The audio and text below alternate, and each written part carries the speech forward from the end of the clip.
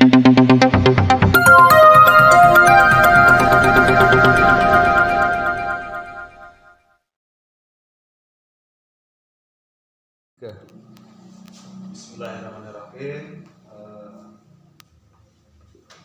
Saya hormati Bu Lilis PMP dan juga Bu Putri ya. Pada kesempatan ini adalah rangkaian daripada kegiatan supervisi akademik dalam coaching pasca observasi. Jika pada kegiatan ini saya didampingi oleh Bu Lilis sebagai PP dan juga Ibu Fitria sebagai rekan sejawat yang kemarin telah melakukan pembelajaran di kelas dan juga saya sudah melakukan pengamatan. Terima kasih Bu Pipit. Kemarin kita sudah bersama-sama dalam pembelajaran di kelas 2. Bu Pipit, pada tahapan ini memang untuk coaching supervisi dalam rangka observasi pembelajaran yang dilaksanakan kemarin, ada beberapa hal yang ingin saya tanyakan ke jenengan, juga kita evaluasi bersama dari tahapan-tahapan rencana pembelajaran yang sudah dengan persiapan sampai dengan akhir kegiatan pembelajaran kemarin, Ibu. Gini Bu, kita awali observasi kita ini untuk hari ini. Bagaimana sih perasaan Ibu setelah melakukan pembelajaran kemarin yang sudah Ibu persiapkan kemarin seperti RPP? Baik Pak Adi.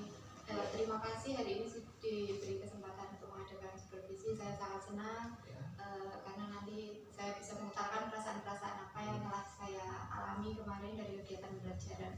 Alhamdulillah, menurut saya sangat senang dengan kegiatan kemarin, sudah berjalan cukup lancar. Ya meskipun masih ada beberapa yang harus saya perbaiki lagi untuk kegiatan pembelajaran berikutnya. Iya. Alhamdulillah kemarin sudah lancar ya Bu, anak juga dengan senang dan juga antusias untuk pembelajaran kemarin. Selanjutnya Ibu, menurut Ibu pembelajaran kemarin sudah sesuai tidak dengan RPP Ibu yang terdiferensiasi? Kemarin itu saya memakai kegiatan pembelajaran berdiferensiasi untuk anak-anak di kelas 2 materi satuan waktu ya Pak. Iya. Menurut saya sih agak kurang maksimal karena ya keterbatasan waktu, juga semakin banyak anak itu kan saya agak kesulitan juga mengatur anak-anak, apalagi ada beberapa anak yang berkebutuhan khusus, jadi saya harus ekstra fokus mengajari mereka dari anak-anak yang sudah bisa, yang cukup bisa, dan sama anak-anak yang berkebutuhan khusus itu. Jadi kemungkinan untuk besok ya saya menginginkan supaya saya bisa mempersiapkan medianya atau sarana untuk anak-anak belajarnya itu lebih baik lagi. Jadi Ibu sebenarnya sudah memetakan tes anak, kemudian kebutuhan anak dan lain sebagainya itu. Tadi Ibu sempat saya dengar untuk pembelajaran kemarin kurang maksimal. Mungkin bisa lebih diperinci lagi Bu, karena faktor apa mungkin kurang maksimalnya yang menjadi kendala Ibu kemarin? Ya karena berhubung waktu kemarin itu mendadak ada kegiatan ini, jadi saya mempersiapkan waktunya itu benar-benar bahasanya mendadak Pak. Maksudnya ya saya persingkat, jadi kayak media yang saya pakai, yang saya gunakan untuk anak-anak itu sebisa saya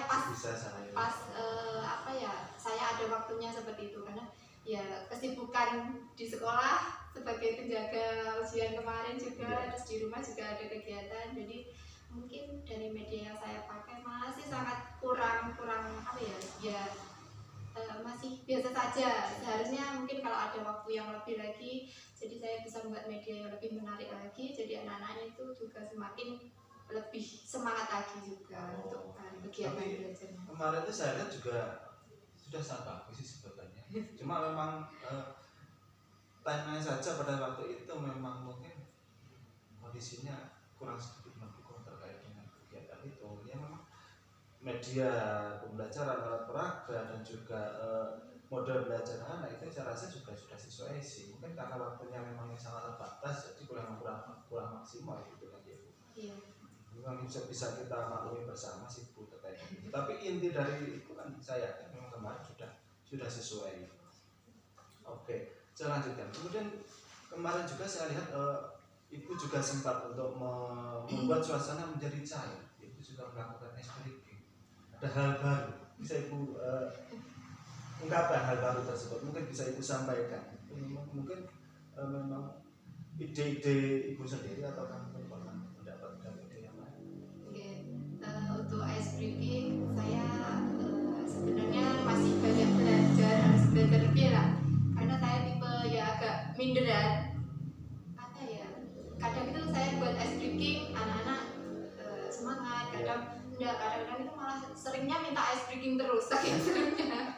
Jadi kemarin saya buatkan ice breaking yang sekiranya anak-anak ya lumayan semangat juga, tapi enggak harus ice breaking terus. Jadi anak-anak ya juga bisa fokus belajarnya juga, sama ada sedikit seringnya dengan ice breaking itu. Ya kemarin lihat-lihat referensi dari Google, belajar sedikit karena pengennya ya seperti itu terus. Jadi kadang-kadang ya kita itu pelajarannya tertunda.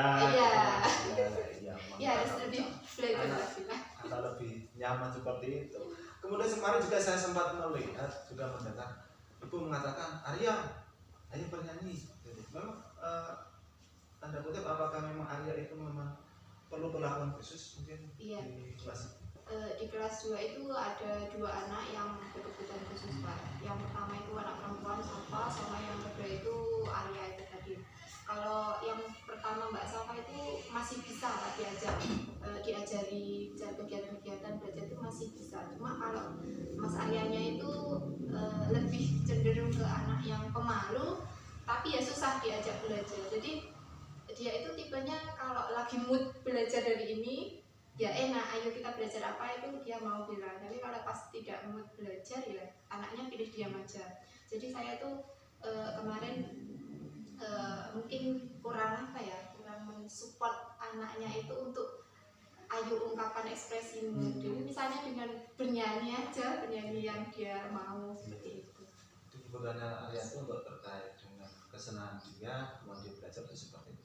Tapi saya rasa itu sudah menerapkan juga sih dari kependidikan saya. Strategi untuk anak yang berkebutuhan khusus di dalam kelas itu sudah memetakan menurut minat belajarnya anak, dan juga si Arya dan juga siapa itu kemudian bernyanyi, dan yang lain juga belajar matematika sambil dengan mungkin dengan melukis, menggambar. Itu kan memang sudah menunjukkan pembelajaran yang berdiferensi, sudah bervariasi menurut saya.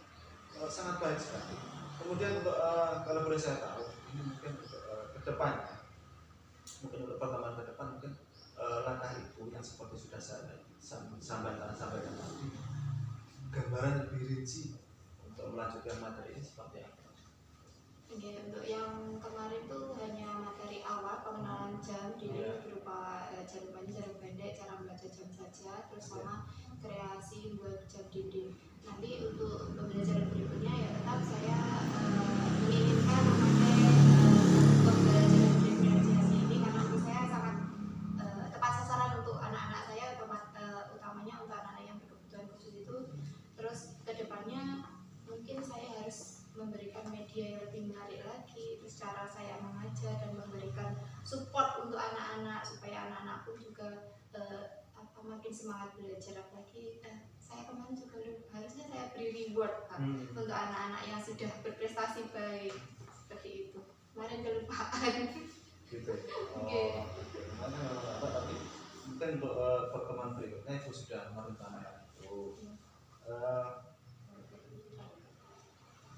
Menurut Ibu, seberapa berpengaruh pembelajaran berdiferensiasi untuk kedepannya dibandingkan dengan model pembelajaran yang lain yang mungkin di dalam lembaga Ibu itu belum menerapkan pembelajaran?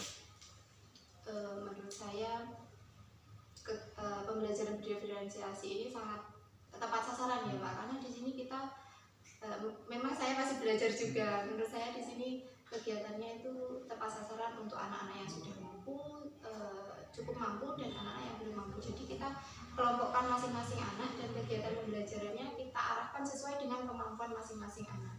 Jadi misal memang untuk anak-anak yang kurang mampu di pribadi dengan anak-anak yang mampu seharusnya diberi tindakan yang berbeda. Oh, Karena iya.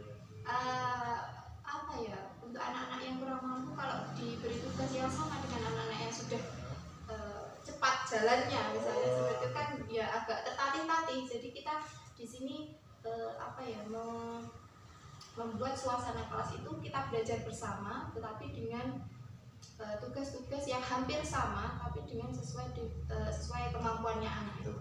Semoga saja nanti kegiatan ini bisa saya lanjutkan terus agar ya anak-anak pun bisa belajar dengan baik. Terima kasih sekali, sangat menarik sih apa yang Ibu sampaikan. Dan terakhir ini pertanyaan saya terkait tadi pembelajaran kita sudah panjang lebar mengenai evaluasi pembelajaran yang sudah dilaksanakan kemarin.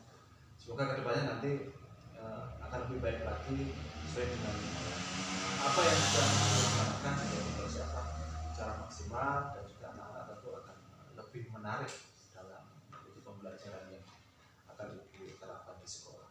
Terakhir ini Ibu, saya ingin meminta pendapat Ibu.